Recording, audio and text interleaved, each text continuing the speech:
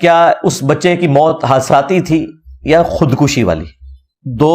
یا 3 دن کے بعد پھر میں نے مولانا طارق جمیل صاحب کو عشاء کی نماز کے بعد کال کی، لیکن انہوں نے کال نہیں اٹھائی۔ میری عادت ہے کہ جب میں کسی کو کال کروں تو بس ایک ہی کال کرتا ہوں، اگر وہ اٹھا لے تو ٹھیک، نہیں تو اس کی مرضی، عین ممکن ہے کہ بندہ مصروف ہو، وہ خود پھر کال کر لیتا ہے، جو بھی جس کے ساتھ واسطہ پڑتا ہے۔ خیر تقریباً 1 گھنٹے کے بعد مجھے طارق جمیل صاحب کی کال آئی، تو میں نے ان سے پھر تعزیت کی، انا للہ و انا الیہ راجعون، اللہم اجرنی فی مصیبتی واخلف لی خیرا منہا، یہ دعا پڑھی اور جو بھی ایک روایتی انداز میں ہوتا ہے سارا معاملہ کیا۔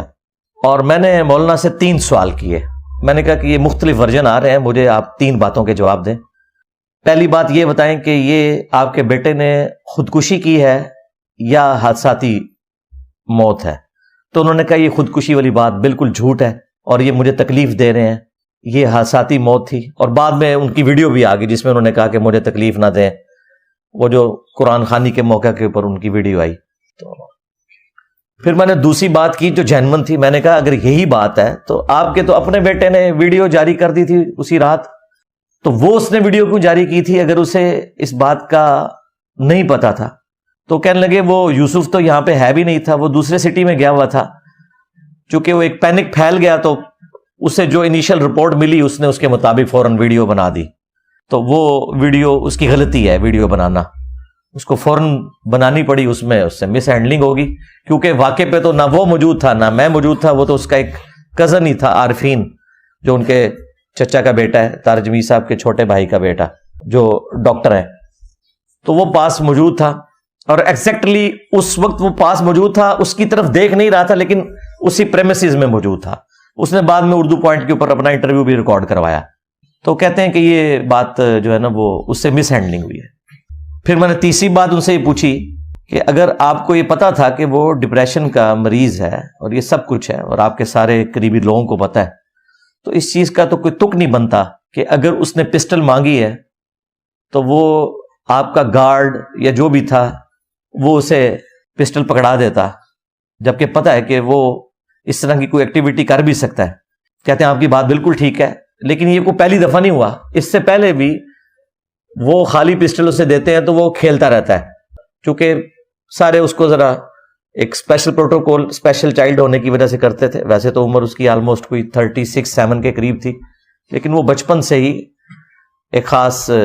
ذہنی مرض میں مبتلا تھا، لکھنا پڑھنا اس نے نہیں سیکھا، لیکن پاگل نہیں تھا، جس کو ہم کہتے ہیں نا پاگل، وہ نہیں تھا، ایک ڈپریشن کا مریض، آپ سمجھ لیں کہ یعنی ایک درمیان کی کنڈیشن میں۔ تو کہتے ہیں وہ پہلے بھی اس طرح کرتا تھا، بس وہ چیمبر میں گولی پھنسی رہے گی تو وہ چل گئی۔ تو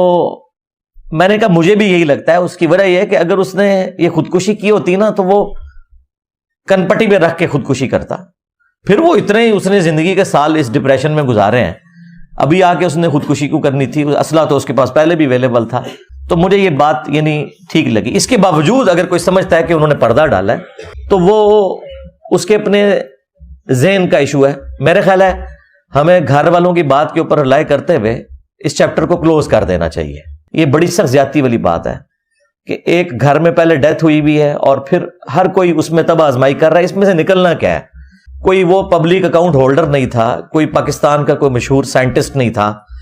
کہ جس کی وجہ سے کوئی ملک کو اتنا نقصان ہو گیا ہے کہ ہم کہیں کہ نہیں جی پتہ لگوائیں کہ یہ خودکشی کی ہے یا حساتی طور پہ مرا ہے۔ ایک نارمل انسان تھا، ٹھیک ہے، اس کے والد کی سٹیٹمنٹ آ گئی، دیٹس انف، اور پھر وہ ہاتھ جوڑ جوڑ کے کہہ رہے ہیں کہ یار اس کو ایشو نہ بنائیں، پلیز میرے بچے کے اوپر یہ الزام نہ لگائیں۔ تو میرے خیال ہے اس کے بعد تو جو شخص بھی صاحب اولاد ہے اسے شرم کرنی چاہیے اگر وہ اس کے علاوہ کوئی اور ورژن اڈاپٹ کرتا ہے۔ یہ میرا اپنا پوائنٹ آف ویو ہے، کہوں کہ میری خود بات ہوئی ہے طارق جمیل صاحب سے، انہوں نے کہا کہ نہیں یہ حادثاتی موت تھی، میرے بچے یوسف جمیل نے بس پینک میں آ کے اس وقت ایک ویڈیو بنا دی، اس کی وجہ سے یہ سارا معاملہ آگے چل پڑا۔ اگر خودکشی کرنی ہوتی تو کن پٹی پہ مار کے کرتا ہے، یہ سینے پہ جو گولی لگی اور ایکسیسو خون نکلنے کی وجہ سے وہ شہید ہو گیا، تو یہ حادثاتی طور پہ ہوا۔ ڈپریشن کا مریض بھی تھا اور وہ اکثر پسٹل سے کھیلتا تھا، وہ اسی وجہ سے گارڈ نے اس کو دے دی، لیکن گارڈ کو پتا نہیں تھا کہ ایک گولی اس میں چیمبر میں پھنسی ہوئی ہے اور وہ چل گئی۔ لہٰذا اس چیپٹر کو اب کلوز کر دیں، جبکہ طارق جمیل صاحب نے ہاتھ جوڑ کے یہ کہا ہے کہ خدا کے لیے میرے بچے کو بار بار یہ نہ کہیں کہ اس نے خودکشی کی ہے، مجھے آپ تکلیف دے رہے ہیں. تو میرا خیال ہے اس چیپٹر کو کلوز